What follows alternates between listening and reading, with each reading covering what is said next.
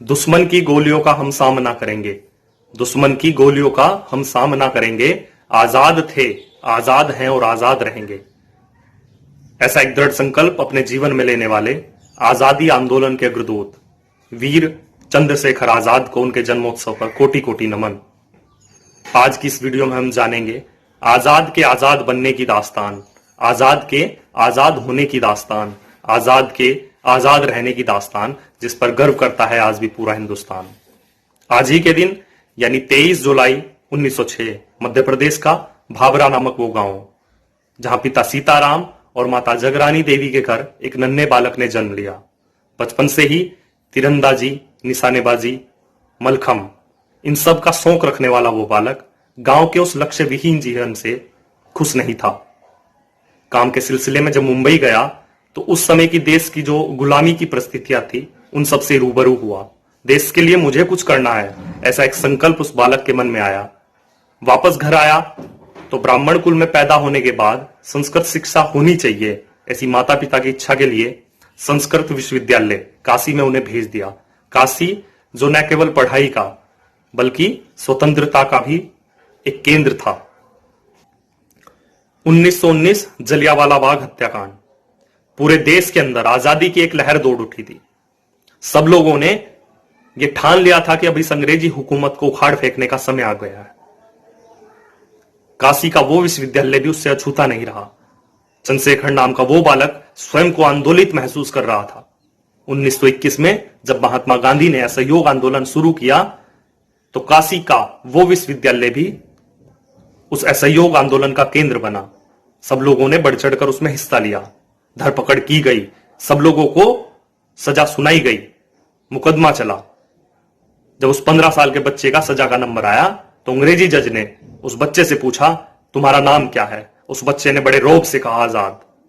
पिता का नाम पूछने पर बड़े गर्व के साथ उसने स्वतंत्रता बताया। और जब पता पूछा तो कहा, मेरा पता है जेल खाना। यह सब सुनकर वो अंग्रेजी जज क्रोधित हो गया और उसने उस नन्हे से बालक को 15 कोड़ों की सजा सुनाई गई। लेकिन वो बालक जरा भी विचलित नहीं हुआ। हाथ पैर उस बच्चे के बांध दिए गए, कोड़े बरसाए गए। हर एक कोड़े पर भारत माता की जय और वंदे मातरम का उद्घोष करने वाला वो बालक आगे चलकर चंद्रशेखर आजाद के नाम से पूरे देश में विख्यात हुआ, जिसने देश के युवाओं को एक नई दिशा दी। महात्मा गांधी के असहयोग आंदोलन को वापस ले अहिंसा मार्ग से मोहभंग होने के कारण 1923 में एक नया संगठन खड़ा किया गया, जिसे नाम दिया गया हिंदुस्तान रिपब्लिकन एसोसिएशन। चंद्रशेखर आजाद भी उसके सदस्य बने। चंद्रशेखर आजाद को जो काम दिया गया वो था फंड इकट्ठा करने का। और 1925 में जो पहला बड़ा कारनामा उस दल ने किया वो काकोरी कांड। अंग्रेजी हुकूमत का पैसा लेकर जा रही एक ट्रेन को हिंदुस्तान रिपब्लिकन एसोसिएशन के सदस्यों ने लूट लिया। चंद्रशेखर आजाद फरार हो गए, लेकिन अशफाकुल्ला खां, राम प्रसाद बिस्मिल, रोशन सिंह और राजेंद्र लाहिड़ी सरीखे देशभक्तों को फांसी की सजा दी गई। संगठन फिर से बिखर गया। अब उसका नेतृत्व चंद्रशेखर आजाद कर रहे थे। देश भर में उन्होंने प्रवास किया, युवाओं के अंदर आजादी की एक अलख जगाई। अब एक अद्भुत मिलन होने वाला था। जी हां, वीर भगत सिंह और चंद्रशेखर आजाद एक दूसरे से मिले, एक ताकत बने, जिन्होंने देश को आंदोलित कर दिया, जिन्होंने अंग्रेजों को यह सोचने पर मजबूर कर दिया कि भारत अब उठ खड़ा हुआ है, तुम्हें अब जाना ही होगा। लाला लाजपत राय की मृत्यु का बदला ले अंग्रेजी हुकूमत को यह चेता दिया था कि भारत ईंट का जवाब पत्थर से देना जानता है। अहिंसा भारत की कमजोरी नहीं हो सकती। उस जोड़ी को पकड़ने के लिए अंग्रेजों ने अपनी पूरी जी जान लगा दी।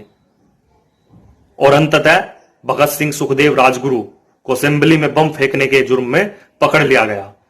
संगठन फिर से बिखर गया था।